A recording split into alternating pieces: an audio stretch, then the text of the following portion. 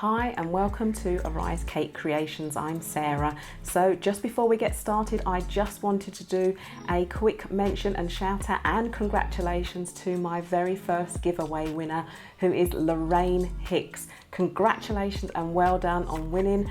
Your gift is winging its way to you. So in this tutorial we'll be making this pretty Shasta daisy, which is a beautiful summer bloom with pure white he loves me not petals radiating from a cherry yellow centre. So come and make this pretty Shasta daisy with me. Let's get started.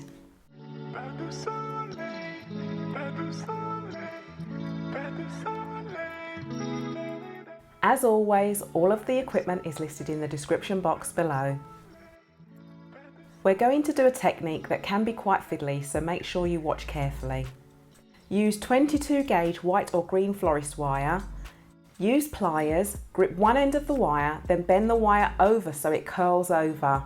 Bend the curl so it sits flat, then straighten the wire back up. It should look like a mini ski stick. Now, if you don't get this technique straight away, don't worry, just keep practicing until you do.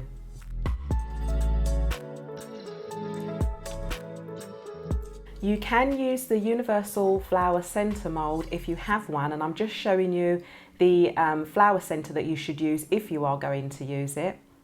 However, I wanted my center to be slightly bigger, so I actually made it myself. So I'm just showing you the difference between me making it myself, the size difference, and also the size of the universal flower mold, so you can compare it and choose accordingly. So to make my centre, I just used a simple sieve to create the pattern. Take a pea-sized amount of gum paste weighing around 1.30 grams. Knead it and roll it into a ball and then press it against the side of the sieve. Now make sure the impression or the imprint of the sieve is clearly on the gum paste. On the back of the gum paste, leave a slight raised cone shape. Now be careful when using any naked flame at all. Now I'm using my mini blowtorch, so take the wire that you created with a curl at the end and heat up that end until it's really hot. Now, as I said before, just be very careful because the wire does get very hot. Push that heated end into the cone end of the back of the gum paste, and as it cools down, that wire will adhere to the gum paste so that you can use that center straight away. Now, if you don't have a blowtorch or don't want to use matches or a lighter, then you can use edible glue. That's not a problem at all, but you will have to wait until it actually dries before you can actually do anything further with your center. Make sure the center is well adhered to the wire, and now make the center round, so it needs to be a diameter of around about 1.5 centimeters. Use your ball tool to hollow out the center, but be careful not to push too hard down to get to the wire that you've actually inserted. So make sure it's like a nice, perfect, hollow, round center. Then use some pointed ended tweezers. Now the tweezers I've got here are actually really sharp pointed ends, so they are quite fine and can make a lot of detail. So we're going to create even more fine detail in the center of that hollow space that you created. Just pinch very carefully, and then also pinch around the edges as well. So we're just putting further detail around the edges so that it kind of just fluffs it up a bit, so it just looks a bit more natural as it does in nature. Just keep pinching small pieces of the gum paste around the edge until you are completely completed and you are happy and satisfied with it, and also make sure that it stays within a circle shape as well.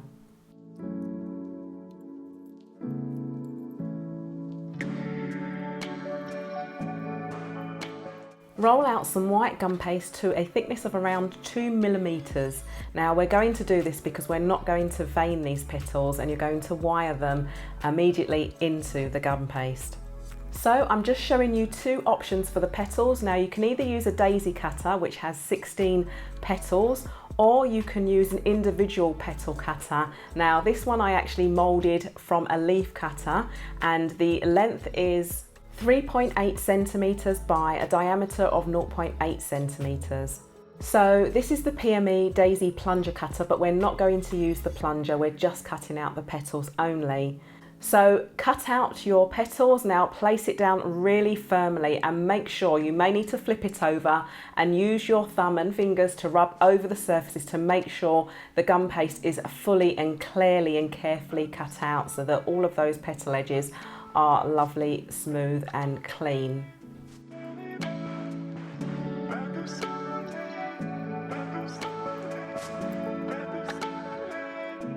Once you've peeled away the excess gum paste, place your daisy shape onto your surface. Then use either your wheel tool or your scalpel or a knife to cut the flower in half, the daisy shape in half, and then in half again, so you'll have 4 quarters. After you've done that, you will need to cut each one into individual petals. This will immediately give you 16 individual petals.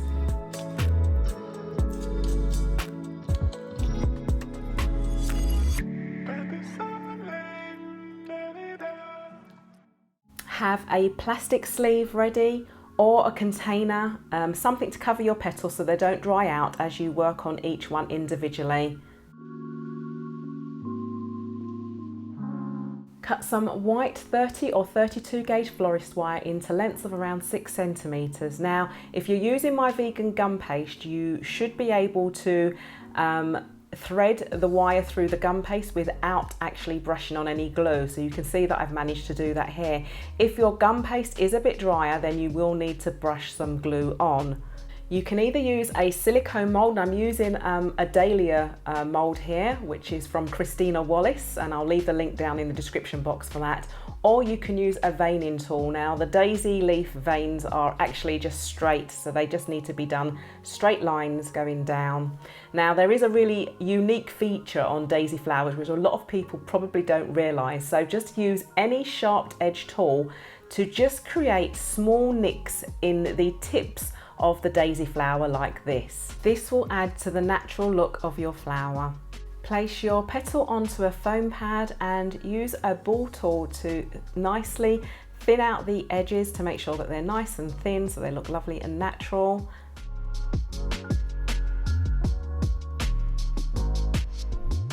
Then take a bumpy foam pad or just foam so that your petal can dry, but before you do so, make sure you curl back, just gently and softly curl back the end or the tip of the petal and then place it on your foam pad to dry.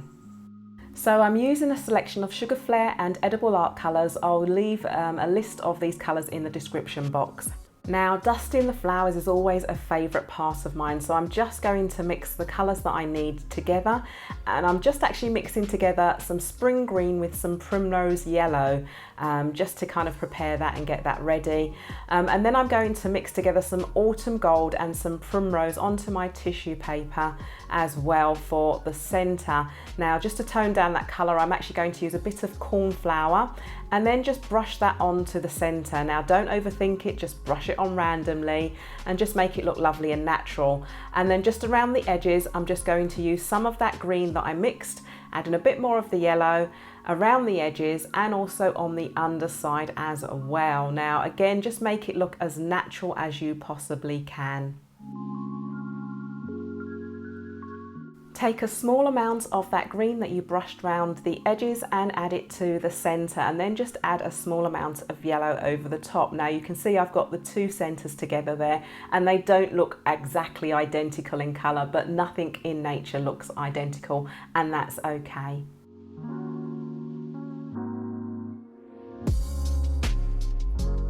So we're just going to cover the centre now with a full width light green florist tape, but we're also going to insert an 18-inch gauge florist wire as well, just to thicken up that wire. So start by adding the tape to the wire, make sure you stretch the tape to activate the glue, and then insert the 18 gauge wire and then just tape it on as normal, making sure that it's taped securely and tightly so that it creates a thicker wire and also strengthens the stem as well of the centre. Now, once all of your petals are dry and ready, you will need to take the wire that's there and bend it to an angle of 90 degrees. Now, this is in preparation for you to be able to tape it to the center. Cut the light green florist tape into quarter width and attach it to the stem of the center. Now, again, don't forget to stretch the tape. Now, add each individual one by one, taping them on closely underneath the center. Now, make sure you tape them on tightly. And then proceed to tape on the next petal. Now, the petals will move around as you tape them on, but the most important thing here is to make sure that they're actually taped on securely and tightly. You can always go back afterwards and move the petals around. Because they are individually wired, you can move them around as you go along. Now, I'm just counting them there because I added around about 10 petals to my first layer. And then I added another 10, my further 10 afterwards behind each individual petal, each individual of the top layer that was actually there. So I'll let you keep watching as I add the first layer, and then you can see as I now begin to add the second layer of petals just in between the first one.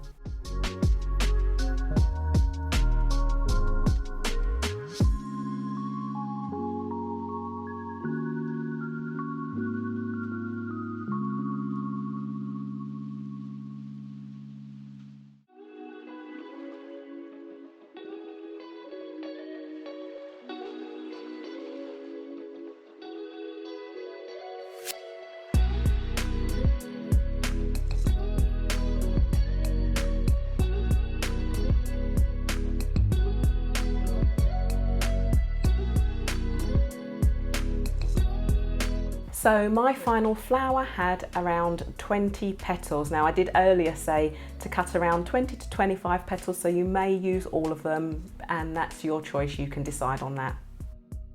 So I've brought the dusting colours back out again, and I'm now mixing foliage green and moss green with a touch of autumn gold, just to add some colour on the petals. Now, I could have coloured them individually, but it's actually quicker doing it this way once it's wired. So all you need to do is actually push the petals down, and because they're individually wired, you can actually do that. So we just need to get the very, very inside tip towards the center of the petals with that touch of green that we've just mixed up. Now, make sure that you get any petals that are visible, including any petals that are visible underneath. So you may not actually dust all of the petals. Just make sure again that it looks lovely and natural.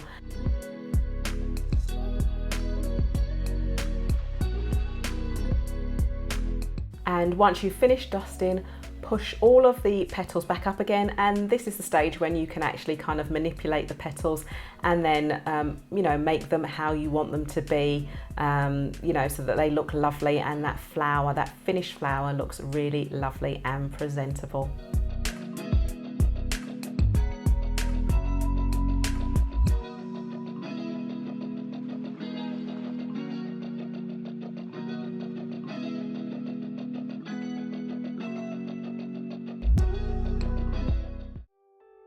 Because of the size of these daisies, they can be left on their own or paired with other daisies or with other flowers. So I've actually paired mine and pulled it together with some daisy buds, also some billy balls and some daisy leaves as well, and it absolutely looks gorgeous.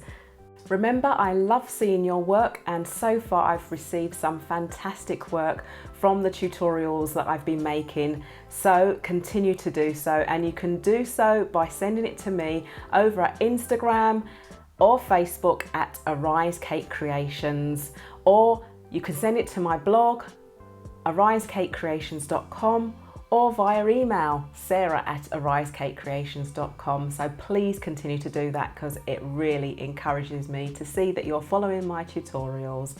Don't forget to like, comment, share and subscribe, and hit that notification bell so that you can be notified anytime I upload any new tutorials. I really appreciate you watching. I really hope you enjoyed this tutorial. So until next time, see you soon.